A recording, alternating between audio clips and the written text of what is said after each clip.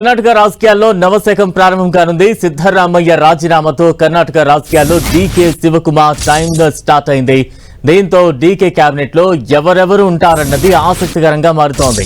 అలు పెరగని కాంగ్రెస్ శ్రామికుడిగా పేరున్న డీకే పాలన వర్గంలో మార్పులు ఉంటాయా? ఒకవేళ ఉంటే ఎవరెవరుంటారు, ఎవరెవరు పోతారు అన్నది ఆసక్తికరంగా మారింది.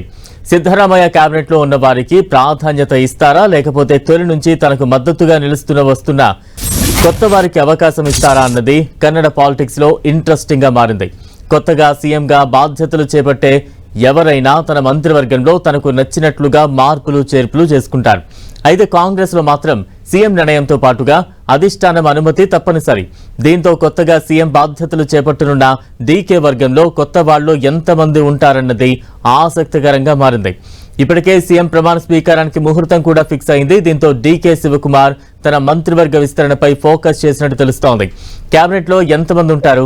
డిప్యూటీ సీఎంగా ఒక్కరే ఉంటారా, లేకపోతే ఇద్దరుంటారా? కొత్త కేబినెట్ లో పాత ముఖాలే ఉంటాయా? కొత్త వారికి అవకాశం ఇస్తారా అన్నది అక్కడి రాజకీయాలతో పాటు దేశవ్యాప్తంగా ఆసక్తి నెలకొంది.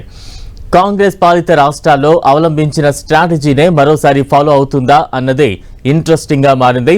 కాంగ్రెస్ పాలిత రాష్ట్రాల్లో లాగానే సామాజిక సమీకరణాల ఆధారంగా బెర్తులు ఇస్తారా అన్నది చూడాలి.